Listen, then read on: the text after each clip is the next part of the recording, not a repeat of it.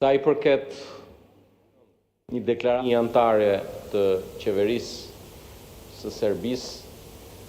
reagimi I qeverisë shqiptare ka qenë në kohë adekuat nga Ministria e Jashtme në mënyrë të menjëhershme, ndërkohë këto janë çështje që nuk adresohen me karagjozllëk diletantësh politik, por janë çështje të një rëndësie kombëtare që nuk mund tallemi për një aspekt procedural që një kadet I ri në Kuvendin e Shqipërisë kujton se mund të marrë vëmendje politike. Ne nuk tallemi me çështjet kombëtare. Nuk jemi ne karagjos si puna jote. Dhe qëndrimin e kemi mbajtur në nivelin e qeverisë, nga Ministri I Jashtëm, e kemi mbajtur në nivel politik. Kam nderin të jem kryetari I këtij grupi parlamentar dhe kam reaguar shumë përpara teje,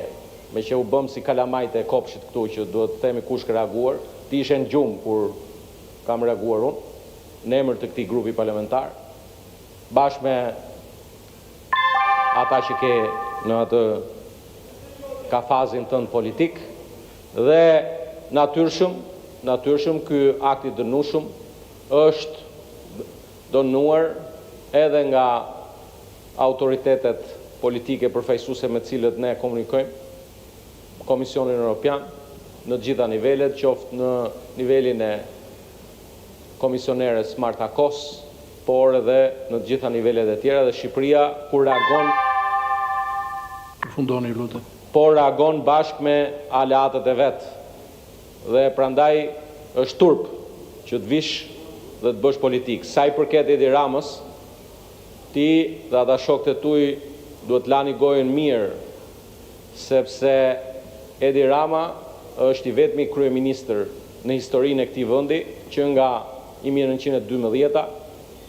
I cili çështjen e Kosovës e ka ngritur mes të Beogradit